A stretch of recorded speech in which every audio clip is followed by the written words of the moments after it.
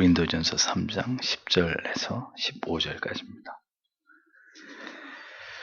고린도전서 3장 10절에서 15절 같이 읽겠습니다. 내게 주신 하나님의 은혜를 따라 내가 지혜로운 건축자와 같이 터를 닦아두매 다른 이가 그 위에 세우나 그러나 각각 어떻게 그 위에 세우기를 조심할지니라.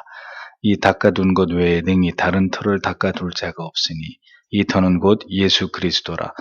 만일 누구든지 금이나 은이나 보석이나 나무나 풀이나 지푸로 이 터 위에 세우면 각각 공력이 나타날 터인데 그날이 공력을 밝히리니 이는 불로 나타내고 그 불이 각 사람의 공력이 어떠한 것을 시험할 것임이니라.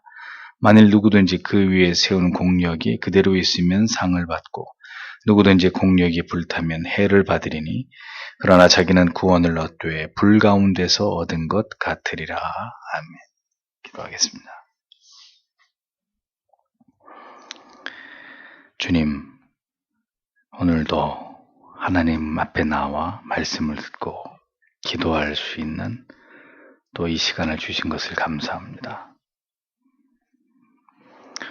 언제까지 이 땅에서 살지 알 수 없고 우리가 누리는 이 자유가 언제까지 계속될지 알 수 없지만 오늘도 하나님 앞에 나와 우리의 모든 연약과 죄악됨을 아뢰고 부디 하나님 우리의 모든 죄성들을 꺾으시고 깨뜨리시고 우리 안에서 그리스도를 닮아갈 수 있는 아름다운 변화가 계속되기를 오늘도 소원하여 하나님의 말씀을 들으며 또 하나님 앞에 기도하기를 원합니다.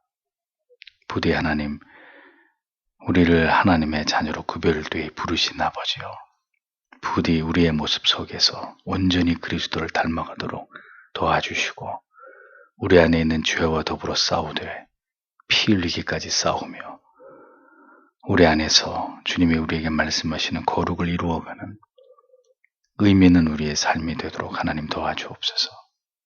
주님과 연결되어 있지 않고 주님을 닮아가는 것이 우리의 삶의 목표가 아니라면 우리가 무엇 때문에 살아가고 먹고 마시고 또 하나님 우리가 존재해야 될 이유가 어디에 있겠습니까? 어떤 상황에서든 하나님을 의지하며 하나님의 사람들로 그렇게 생각하고 하나님의 사람들이 마땅히 품어야 될 마음을 품고 그렇게 삶을 살아가다가 주 앞에 부끄러움 없이 서기를 앙모하는 주의 백성들 되도록 도와주옵소서.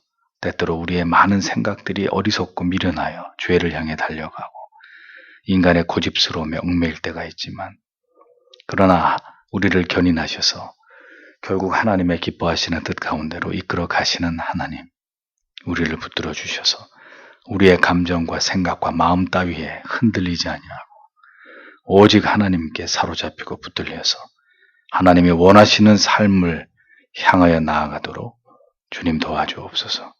누구든지 나를 따르려거든 자기 십자가를 지고 자기를 부인하고 나를 쫓으라고 하신 것이 농담이 아니실진데 주님 그렇게 살아낼 수 있도록 도와주시고 그러한 삶으로 하나님께 영광을 돌리다가 하나님 앞에 서는 저희들이 되도록 도와주시옵소서. 세상이 어수선합니다. 하지만 무슨 상관입니까?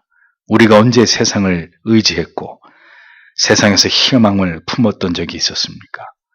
이럴 때일수록 주의 백성들이 하나님 앞에 가슴을 치며 회개하고 세상이 이정이 된 것이 하나님의 징계와 심판이라는 생각, 두려운 마음을 가지고 하나님께 기도하는 신중한 하나님의 사람들이 더 많아지도록 하나님 도와주옵소서.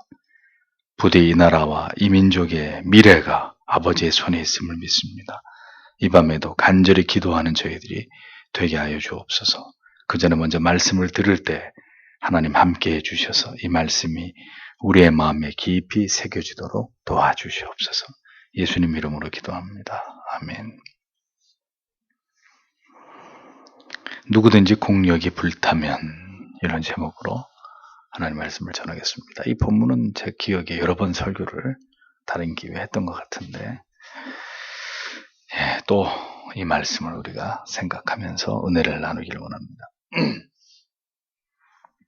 고린도 교회 성도들의 신앙이 복음에 정초하지 못하고 사역자들 중심으로 파당을 나누어서 자신들의 신앙에 그릇된 오만함을 드러내고 있는 것에 관해서 사도는 매우 강하게 이 문제를 질타하면서 그들의 신앙을 교정하기 위해서 노력하고 있는 모습을 보여줍니다.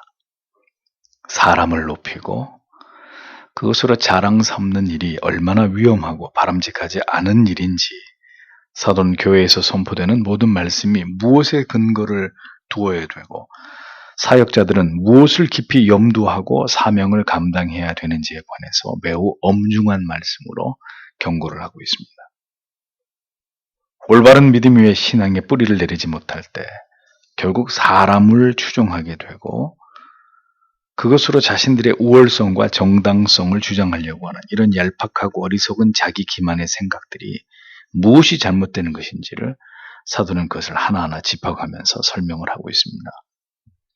그래서 사도는 먼저 자기의 사명은 무엇이고 또 자기가 행한 일이 무엇인지에 관해서 이야기하고 그 다음은 다른 사역자들의 사명과 그들의 사역은 무엇을 지향해야 되느냐 이 부분을 이어서 설명하고 있습니다. 그래서 10절과 11절을 보면 내게 주어진 하나님의 은혜를 따라서 지혜로운 건축자처럼 내가 기초를 놓았다.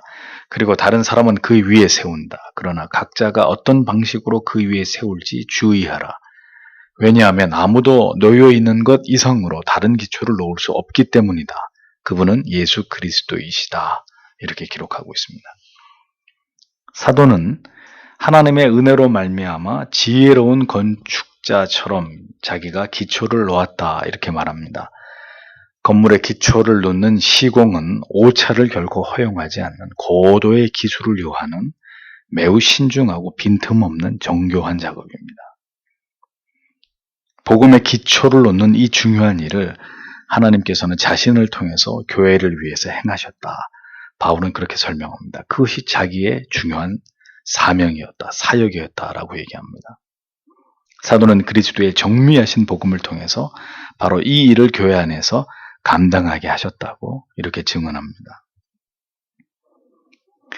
그리고 누구든지 이제 다른 사역자들이 바울이 뿌리고 기초를 놓은 그 진리 위에, 복음 위에다가 건물을 세워나가는 일을 계속해야 되는데 이 일은 매우 조심하고 주의해서 해야 되는 일이다. 이렇게 사도는 강조를 합니다.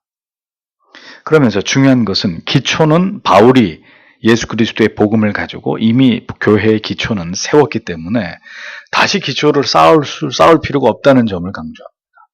오직 사도가 쌓은 이 견고한 정미한 복음 위에 이제 더욱 그것을 발전시키고 올바로 가르쳐서 그리스도의 몸이신 교회를 세워나가기만 하면 되는 것이다 라는 겁니다. 그런데 이 일을 사도는 매우 주의해서 해야 된다고 말합니다. 그 이유는 누구도 이미 놓여있는 예수 그리스도의 복음 위에 다른 기초를 또다시 놓을 수 없고 놓아서도 안 되기 때문이다. 이렇게 설명을 합니다.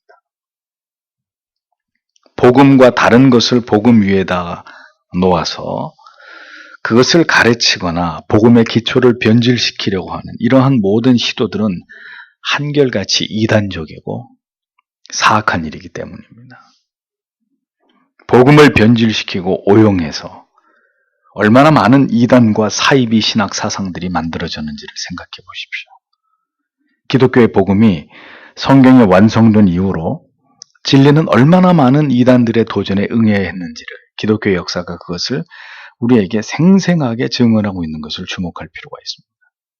성경의 가르침과 다른 가르침, 복음의 핵심적인 교리들에서 벗어난 어떤 구원관과 믿음을 가르쳐온 이런 교회와 목회자들, 그들을 향한 준엄한 경고는 이미 성경 안에 이렇게 벌써 기록되어져 있는 것을 우리가 확인할 수 있는 거죠.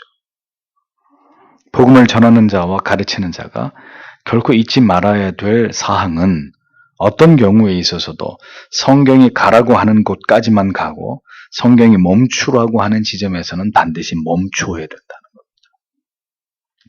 예수 그리스도 이외에 다른 터를 닦는 다른 복음과 교리를 주장하는 모든 자들은 모두 그리스도의 원수들일 뿐입니다. 보십시오. 예수께서 오시고 난 이후에 3000년이 채 못 돼서 복음이 변질되고 로마 가톨릭이 탄생하잖아요. 베드로가 일대 교황이라고 얘기하면서 교황주의가 만들어지기 시작하잖아요. 로마 가톨릭이나 알미니안 사상을 추종하는 자들이나 그 밖에도 그릇된 신앙에 심취하는 신자들, 저 신천지의 개마니 같은 이런 이단에 속한 사람들 모두 뭡니까? 다른 털을 닦는 사람들이에요. 복음 위에다가 복음인 것 같은데 전혀 복음이 아닌 다른 털을 닦고 있는 사람들이란 말이죠.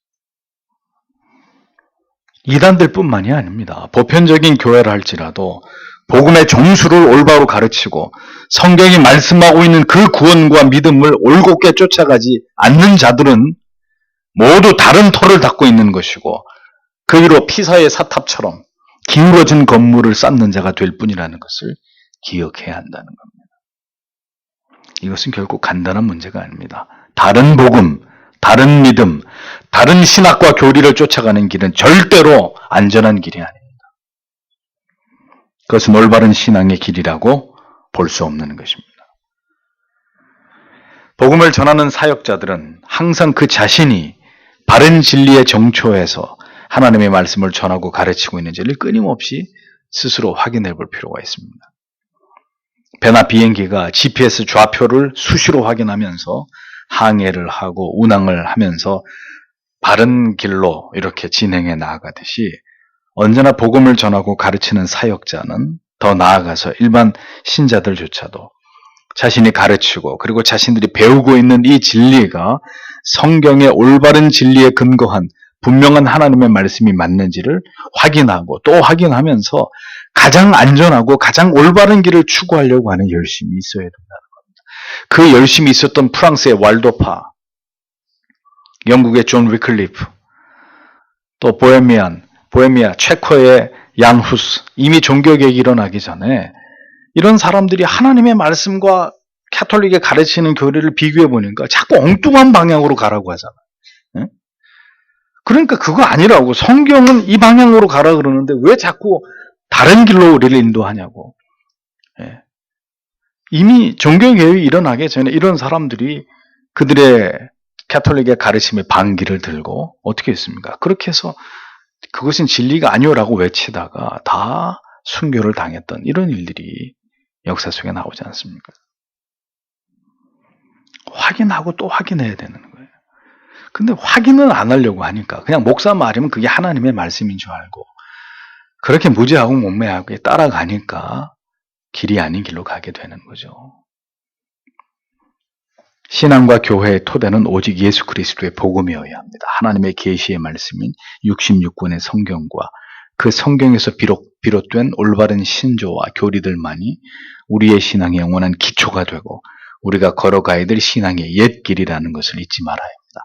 그거 다 밀쳐버리고 새로운 거, 이거 새로운 걸 받아들여야 된다고. 새로운 이러한 어떤 신앙의 형태를 받아들이고 새로운 교회를 만들고 새로운 예배를 드리고 새로운 찬송을 불러야 된다. 다 그리스도의 터 위에 세워진 바른 복음이 아니라 그리스도의 복음의 터 위에 세워지지 말아야 될 잘못 놓여진 뒤에 설명하지만 다 타서 없어져 버릴 무가치한 것들에 지나지 않는단 말입니다. 그러니까 사도 바울은 순수한 복음 외에 누군가가 다른 것을 그 기초 위에 첨가하게 될 것이라는 걸 이미 내다보고 있었던 거예요. 그리고 그것을 우려하고 있었다는 것입니다. 금, 은, 그 밖에 보석, 또 반대 나무, 풀, 집 같은 재료들로 그 터 위에 건물을 세우는 일들이 일어날 것인데 그 모든 행위에 대해서는 반드시 옳고 그름이 밝혀지고 드러나게 될 것이다. 이렇게 경고하고 있었던 거죠. 바울 사도는 다른 이가 세운 토대들 가운데 사람의 말과 지혜에서 비롯된 것들과 나아가서 예언이니 방언이니 이제 고린도 교회의 문제로 나올 겁니다. 예언, 방언, 신유 이런 현상들이 복음의 정신을 현저하게 훼손하거나 그러한 가치들이 오히려 복음보다 더 크게 신앙에 영향을 미칠 것이라는 것을 이미 알고 있었고 그것을 우려하고 있었던 거예요. 그러므로 그러한 가치들로 인해서 믿음을 변질시키고 교회를 혼란에 빠뜨릴 사역자들에 대해서 미리 강력하게 경고를 하고 있었던 내용이 바로 본문의 말씀입니다. 사도가 언급하는 여러 건축 자재들에 대해서 그 어떤 하나하나의 특별한 의미가 있는 것은 아닙니다. 단지 사도가 언급한 자료를 보면 두 파트로 나뉘어져요. 하나는 불에 타지 않을 재료인 금은 보석이고, 한쪽은 불에 아주 쉽게 타버리는 나무, 풀, 집, 두 종류의 재료를 언급하면서 그 가르침의 내용에 따라서 불에 타지 않는 상을 받을 가치와 불에 홀라당 다 타버리는, 즉 벌을 받을 가치가 있다는 사실을 분명하게 밝히고 있는 것입니다. 그러니까 사역자들이 복음의 진리를 전파해야 될 사명을 받은 자들이 어떻게 무엇을 가르쳤던 간에 그 모든 가르침은 하나님이 판단하실 때 금, 은, 보석같이 사라지지 않는 가치가 될 수 있는 것이 있고, 나무나 풀이나 집처럼 아무런 가치가 없는 것이 될 수도 있다는 것을 성경은 명백하게 밝히고 있는 겁니다. 그러니까 금, 은, 보석이 참된 진리라면 나무, 풀, 집은 사람들을 기만하는 거짓 복음, 사이비 복음을 이야기하는 거죠. 사이비 진리를 얘기하는 것입니다. 그러니까 목사를 포함한 모든 가르치는 직분을 받은 자들이 잊지 말아야 될 사실은, 우리가 잘못 가르친 말씀으로 인해서 우리는 무익한 종으로 하나님께 판단받을 수도 있고, 착하고 충성된 올바른 진리를 전하기 위해서 모든 노력을 다한 충성된 종이라고도 인정받을 수 있다는 점입니다.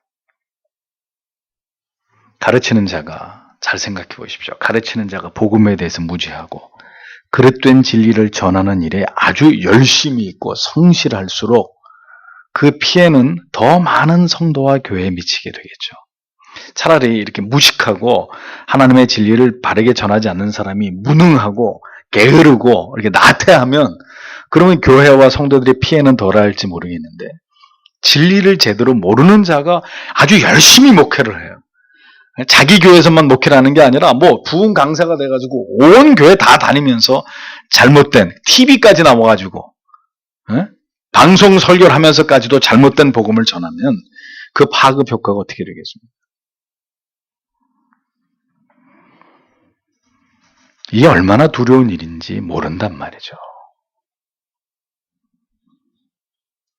목사의 가장 큰 두려움은 하나님의 말씀을 올바로 전하지 못하고 그것을 왜곡되게 전하는 것입니다. 그걸 어떻게 지울 수도 없는 일이고, 그 설교를 들은 성도님들에게 모두 찾아가가지고, 여보세요, 몇 년 몇 월 며칠에 제가 한 설교는요, 그 설교의 이 부분이 잘못된 거거든요. 그러니까 지역에서 삭제해 주세요. 이렇게 얘기할 수도 없는 것이고, 마치 의사가 수술을 했는데 수술을 다 하고 나서 가위를 집어넣고 꺼매버렸어요. 그리고 이제 나을 거라고 엉터리 처방을 하고 엉터리 수술을 하고 환자를 무책임하게 돌려보낸 거와 똑같은 일이죠. 매우 위험천만한, 아주 심각하게 잘못된 일이잖아요. 바울이 그 얘기를 하고 있는 거예요. 그런 의미에서 이 말씀은 참 두려운 말씀입니다.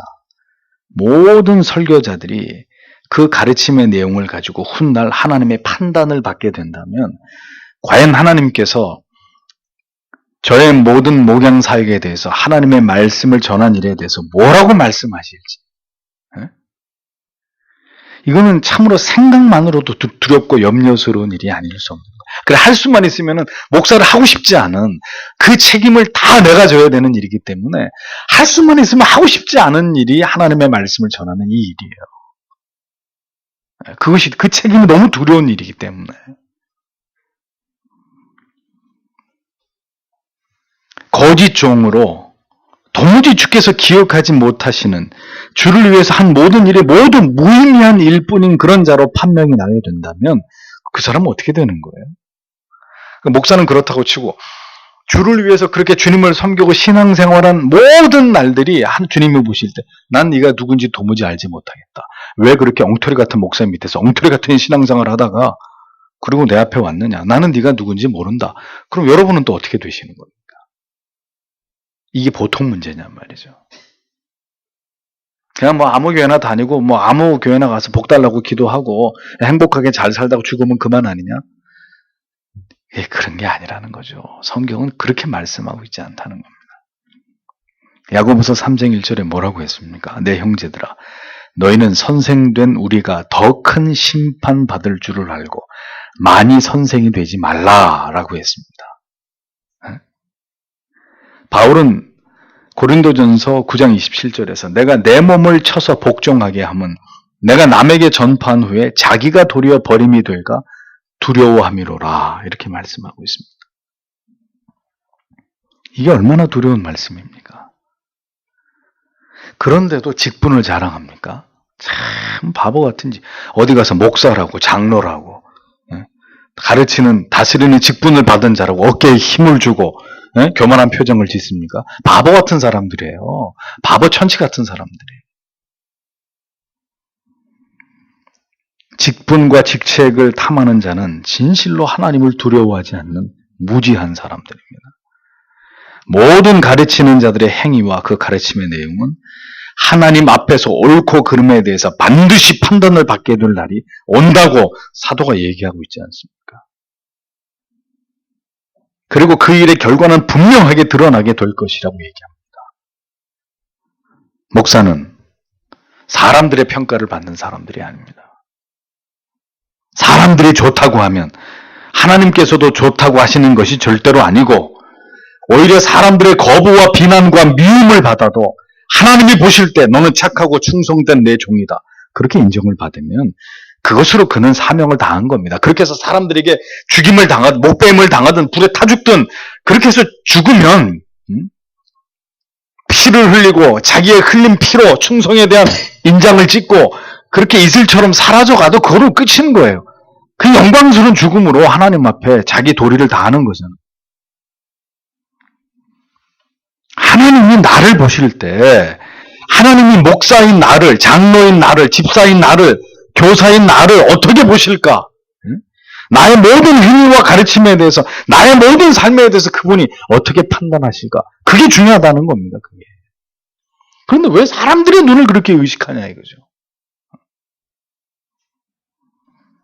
우리는 그런 관점에서 우리의 사명과 직분을 생각해야 되는 것입니다. 사명자는 언제나 이 생각으로부터 절대로 벗어나서는 안 되는 사람입니다. 그래야 죄를 멀리하고 타협하지 않고 복음을 전하고 이 땅에서 뭘 먹을까 이런 문제 때문에 염려하지 않는 삶을 살 수 있는 것이죠.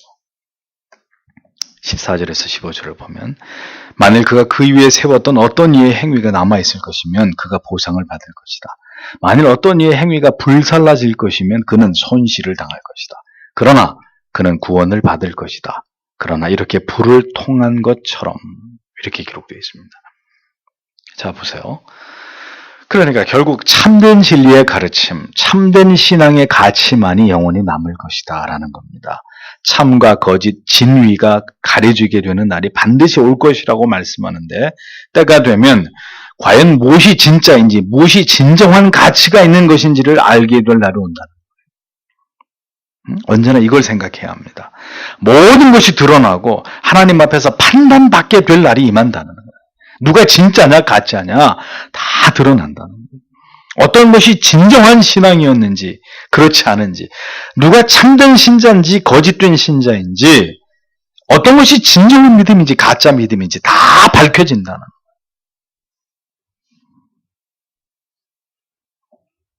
그러면 신자는 뭘 쫓아가야 되겠습니까? 바른 걸 쫓아가야죠. 성경이 말씀하고 있는 바 자신의 마음과 감정과 생각이 아니라 진리가 우리에게 가리키는 바를 따라서 살아가기 위해서 노력하고 하나님의 도우시는 은혜를 구하는 자들이 되어야 하는 것입니다.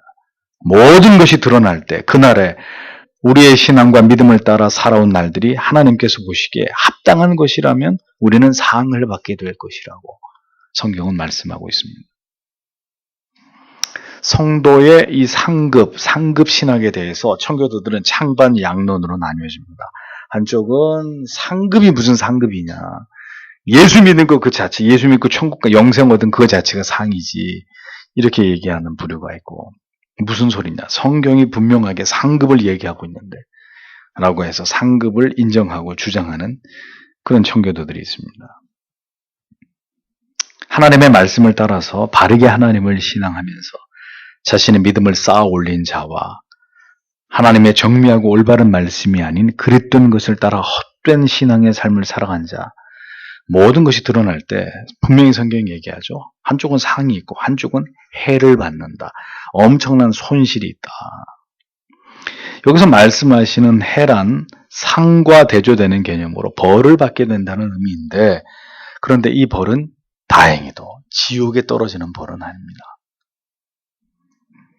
구원을 받기는 받는데, 잘 보세요. 불 가운데 얻은 것 같다라는 표현이 나오죠. 이게 무슨 뜻입니까? 모든 것이 다 타버린 걸 의미하는 거예요. 자, 여러분들이 주무시는데 밤에 불이야! 하고 소리를 지릅니다. 불이 났으니까 빨리 나오라 그래요. 그러면 어떻게 나가야 돼요? 어떻게? 자, 통장 어디 있어? 도장. 그 금은보 어디 있어? 자, 이렇게 챙기다가는 반드시 죽습니다. 왜? 유독가스를 마시니까. 그리고 정신을 잃으면 사람들이 불에 나서 죽는 이유가 뭐예요? 응? 정신을 잃어가지고 다 죽는 거예요. 정신을 왜 잃어요? 유독가스를 마시고. 충분히 자기 몸만 빠져나오면 살 수 있는데 어떻게 몸만 빠져나와요? 그러니까 뭘 이렇게 주섬주섬 챙기다가 결국 유독가스를 마시고 정신을 잃고 불에 타 죽는 거예요. 살려면은 잠옷 차림으로라도 샤워하다가도 수건으로 두르고 뛰쳐나와야 사는 거죠. 그래야 영계에 질식되지 않고 살아남을 수 있습니다. 그러니까 그 얘기입니다. 살아남긴 살아남았는데 알몸으로 그냥 나온 거예요. 그게 불 속에서 받은 구원이라는 겁니다. 불 속에서 모든 걸 다 잃어버리고 간신히 몸만 빠져나온 사람처럼 구원을 받아도 이렇게 부끄러운 구원, 그런 구원에 처할 수 있다고 성경은 분명히 말씀하고 있습니다. 상급이 존재하고 또 반대로 간신히 얻은 구원, 간신히 몸만 빠져나온 불을 통과해가지고 다 타버리고 간신히 알몸뚱이로 생명 하나 건진 것 같은, 겨우 구원받은 것과 같은 이런 구원이 있다고 성경이 분명히 얘기하는데 왜 이걸 간과합니까? 그리스도의 참된 복음을 가감없이 올바로 선포하지 않은 목회자들에게 바로 이 같은 하나님의 징벌과 처분이 내려지게 될 거라고 사도가 분명히 엄포하고 있습니다. 복음에 대해서 올바로 수정되지 않을 때 그저 사람들의 귀나 즐겁게 하고 재미있게 하고 사람이나 많이 끌어모으는데 혈안에 대해서 그렇게 목회를 하고 목양을 하게 되면 그 자신이 훗날, 그게 아주 심각한 경우라면 구원을 못 받을 수도 있고, 그래도 그런 일이 있었어도 그래도 하나님이 어느 부분은 인정하실 부분이 있다면 이렇게 부끄러운 구원을 받게 되는 결말이 기다리고 있는 것이다 라고 사도가 얘기하는 거예요. 그래서 바울은 갈라디아서 1장 10절에서 이렇게 말한 거 아닙니까? 이제 내가 사람들에게 좋게 하랴 하나님께 좋게 하랴, 사람들에게 기쁨을 구하랴, 내가 지금까지 사람의 기쁨을 구하는 것이었다면 그리스도의 종이 아니니라. 그러니까 일맥상통하잖아요. 사도가 어떤 사상을 가지고 목회를 했는지 그가 한 말들 중에 다 나타나고 있잖아요. 믿음이 연약하고 복음에 깊이 뿌리 내리지 못한 신자일수록 사람을 추종하고 사람에게 연연하는 모습이 보입니다. 유력한 사람을 알고 그와 친분을 과시함으로 자기를 드러내고 싶은 어리석은 마음들이 있죠. 고린도 교회 신자들이 그랬단 말이에요. 나는 바울파야. 나는 아볼로 선생님파인데 너는 개바파냐? 그거 가지고 서로 싸움박질하고 서로 오만을 떨고 그것 때문에 교회 안에 분파가 나눠지고 이런 문제들 속에 있었습니다. 사도는 이러한 자들을 경계하고 그러한 성도들에게 경고하는 한편 이렇게 사람들의 추종을 받고 존경과 인기를 얻게 될 영적 지도자들, 그들이 넘어질 수 있다는 사실에 대해서 엄중 경고하고 있었던 거죠. 정신 똑바로 차리고 목회 똑바로 하라 이겁니다. 그렇지 않으면 불 가운데서 얻은 구원을 받는, 그대가 부끄러운 구원을 받는 그런 사역자가 될 수 있다는 이야기를 하고 있는 거죠. 사람을 기쁘고 즐겁게 하는 종이 아니라 구원의 참된 진리의 가치를 드러내고 그것을 지켜내고 타협 없이 그 복음 위에 더 분명한 하나님의 뜻을 가르치고 전하는 그런 사역자들이 되어야 된다고 사도는 역설하고 있었던 것입니다. 어떻게 말씀을 가르치고 목양을 하든지 그 모든 평가는 사람이 하는 게 아니에요. 하나님이 반드시 하나님 앞에서 내려지게 될 것이고 이 세상에서 어떤 신앙생활을 하든지 그 신앙의 진위는 하나님 앞에서 판가름이 나게 된다는 사실을 우리는 잊어서는 안 됩니다. 그때 분명히 그 Judgment Day, 심판의 날이 임하게 되면 반드시 천국에 들어가지 못하게 될 자, 그 다음에 천국에 들어가게 될 자, 그 다음에 간신히 구원을 받아가지고 불 가운데서 건지움을 받은 자처럼 초라한 구원을 받을 자, 딱 세 부류로 나누실 거예요. 여러분들이 그 가운데 어디에 있을 것이라고 생각하십니까? 참된 믿음을 지키면서 좁은 길을 가는 가치는 이로써 충분하다고 여겨지지 않습니까? 오늘의 이 본문은 좀 엄격히 말해서 사역자들에게 해당되는 말씀이에요. 그러면 우리하고는 관련이 없네. 그럼 성도 여러분과는 전혀 관련이 없는 말씀이라고 보아도 될까요? 그렇지 않습니다. 사역자의 복음에 기초하지 않은 그릇된 가르침을 좇아서 만약에 그렇게 신앙생활을 평생 했다면 저 아까 말씀드린 대로 그 성도의 믿음도 얼마든지 그 잘못된 지도자를 따라서 잘못된 길로 행할 수 있는 거죠. 그렇게 되면 그 모든 신앙은 하나님께 인정받을 수 없는 신앙이 되고 마는 거 아니겠습니까? 언제나 두려움 가운데서 우리의 믿음이 바른 길로 행하기를 기도하고 하나님의 말씀을 통해 철저하게 살펴야 합니다. 부디 우리의 죄성을 따라서 살아가는 것이 아니라 하나님의 말씀을 따라서 살아가기를 힘쓰는 그런 우리의 삶이 되기를 기도해야 합니다. 그거 외에 다른 길이 뭐가 있어요? 성도 여러분, 지금은 국가와 민족을 위해서 기도하셔야 될 때입니다. SNS에 보면 목사라고 하는 사람들이 대통령 탄핵해야 된다, 하야해라, 뭐 그런 말들 마구마구 쏟아냅니다. 저도 TV를 보니 기가 막히고, 참 사탄이 이 나라를 지배했구나, 결국은. 근데 그게 저 박근혜 씨를 끌어내리는 게 뭐 그런다고 해결되는 문제, 그런 상황이 아닌 거고, 우리 기독교인들은 관점을 달리해야죠. 아, 이게 하나님의 징벌이구나. 하나님이 저런 지도자를 세워서 이렇게 하나님이 우리를 절망케 하는 것이 하나님의 벌이구나. 왜 그런 관점을 갖지 못하는지 나는 이해가 되잖아. 적어도 개혁주의, 칼빈주의를 얘기하려고 하는 목사들은 그런 관점에서 성도들에게 이 상황을 설명하고 우리가 어떻게 해야 되는지를 얘기해야 되는데 전부 다 뚫린 입이라고 신학교 교수들부터 시작해가지고 참, 그래서 저도 글을 썼어요. 뭐라고? 한국 교회는 스승이 없다. 한국 교회는 이 모든 상황을 영적으로 올바로 분별해서 성도들에게 분명한 대안을 제시해 줄 수 있는 그런 스승이 없다. 그렇게 배울 만한 그런 인물이 없다. 나는 그것이 슬프다. 대통령이 저런 게 슬픈 게 아니. 그러면 누가 되면? 네? 그러면 다른 당에서 대통령이 나오면 모든 상황이 달라지나요? 정말 살기 좋은 유토피아가 오나요? 뭔 그런 한심스러운 얘기들을 하는지 참 기가 막혀서. 뭘 바랬습니까? 죄악된 사람이 통치하고 다스리는 세상, 죄인들이 다스리는 그런 나라, 죄인들이 정치하는 그런 사회에서 뭘 기대했습니까?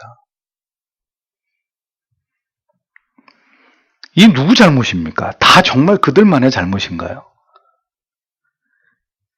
하나님이 주시는 이런 분명한 경고도 제대로 읽어내지 못하고 그것이 뭘 의미하는지 제대로 가르치지도 못하는 영적으로 귀머거리 같고 장님 같은 이런 한국교회 지도자들 또 뭐 그것을 판단 못하는 목사들도 멍텅구리지만 대통령이 또 대안이랍시고 개헌한다 그러니까 거기에 막 박수치고 이건 또 뭐 하자는, 그러니까 참 개념 없는 영적인 지도자들, 그들이 한국 교회를 망친 것이고 한국 사회를 망친 거예요. 네. 여러분들에게 분명히 말씀드릴 수 있습니다. 그 개념 없는 영적 지도자들이 이 모든 상황을 초래하는 거예요. 종교개혁이 왜 일어났습니까? 부패한 교황이 성당을 짓기 위해서 부정축제하려고 면죄부 팔라고 하고, 예? 그런 짓거리 시켰잖아요. 그래 참다 루터가 이건 아니지 하고 95개조 방법문 붙였어요. 논쟁해보자. 루터는 종교개혁을 일으키려고 그걸 붙인 게 아니었어요. 답답하니까 우라통이 터지니까 뭔 이런 말 같지도 않은 이런 짓거리를 교황이 하고 있나. 하나님 앞에 두려운 줄 모르고. 뭐가 잘못되는지 한번 얘기해보자. 95가지의 가톨릭의 이 신앙의 문제에 대해서 붙여놓고 누구든지 맞짱 토론을 하자. 그렇게 했는데 그 내용이 전 유럽에 산불처럼 번져버린 거예요. 그러면서 종교개혁이 일어나게 된 도화선이 된 거죠. 이제 눈을 떠보니까 그 중심에 자기가 있게 된 거예요. 다행히도 하나님이 그 연약한 루터를 사용해서 하나님이 그에게 담대함을 주셔가지고 결국은 얼떨결에 종교개혁이 일어났는데 그 수장의 역할을 감당하면서 또 그를 돕는 많은 이후의 개혁자들이 일어나서 결국은 프로테스탄트 개신교가 만들어지게 된 하나님의 섭리 가운데 루터가 치밀하게 생각해가지고 여기서 종교개혁을 일으켜야지. 캐톨릭으로부터 기독교를 그런 거 아니었어요. 절대 루터는 그럴 마음으로 한 게 아니었어요. 그런데 하나님의 섭리 가운데 그 작은 일이 엄청난 폭발을 일으키면서 그야말로 핵폭탄 같은 폭발을 일으키면서 부패한 로마 카톨릭의 심장을 저격해버린 거죠. 그리고 새로운 세상을 만들어낸 겁니다. 얘가 옆으로 갔는데 여러분 이 평화로움 속에서 우리의 신앙의 안전을 지켜주시기를 기도하셔야 됩니다. 만약에 이 평화가 깨진다. 대통령이 저렇게 엄청난 사고를 쳐서 이렇게 만약 국가 자체가 혼란의 상태에 빠져들고 이 상황에서 어떤 극단적인 일이 벌어진다면 오늘까지 우리가 누리던 이 평안, 이 자유, 물거품이 되는 거예요. 그게 하나님이 우리를 징벌하시는 수단이면 누구도 말리지 못하겠지만 그리고 성도 여러분, 환란을 준비하셔야 합니다.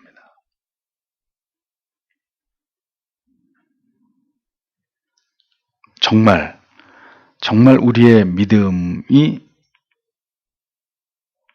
심판대 위에 올라가게 되는 그런 날이 우리가 죽은 이후에 온다면 관계가 없겠지만 죽기 전에 정말 우리의 신앙을 우리의 생명을 걸고 지켜야 되는 순간이 온다면 여러분 어쩌시겠습니까? 그런데도 이렇게 기도 안 하고 여전히 맨날 그 소리 경건하고 담 쌓고 그렇게 세속적인 삶을 살아가시렵니까? 지금은 분명히 여러분들에게 말씀 나중에 우리 목사한테 그런 얘기 한 번도 들은 적이 없다 이렇게 여러분들이 거짓말로 하나님 앞에서 얘기하지 말라고 제가 또 얘기합니다. 분명히 때는 마지막 때이고 준비하셔야 될 그런 상황입니다.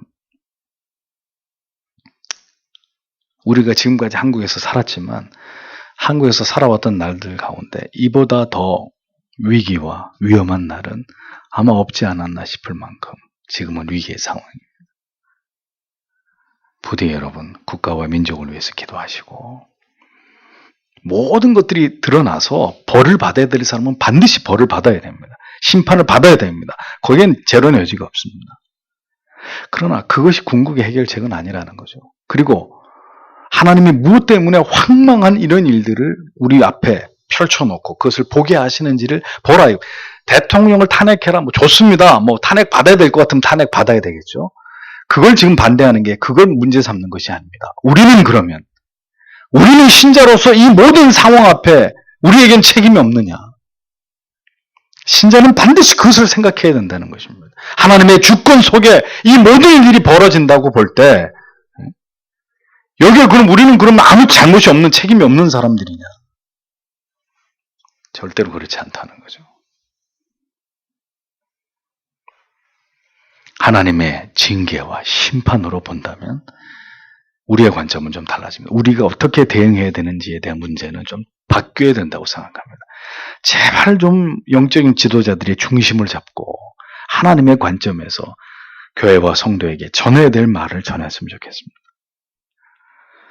오늘도 여러분 이러한 말씀을 통해서 하나님의 말씀을 맡은 자들을 위해서 기도해 주시고 그들을 위해서 기도하는 것이 여러분들의 신앙의 건강, 안위를 위한 일이라는 것을 잊지 마시고 하나님 부디 이 나라와 이 민족을 붙들어 주시고 모든 한국 교회가 하나님 앞에 회개하는 역사가 있도록 하나님께서 우리에게 긍휼을 베풀어 달라고 다 함께 기도하기를 원합니다. 기도하겠습니다.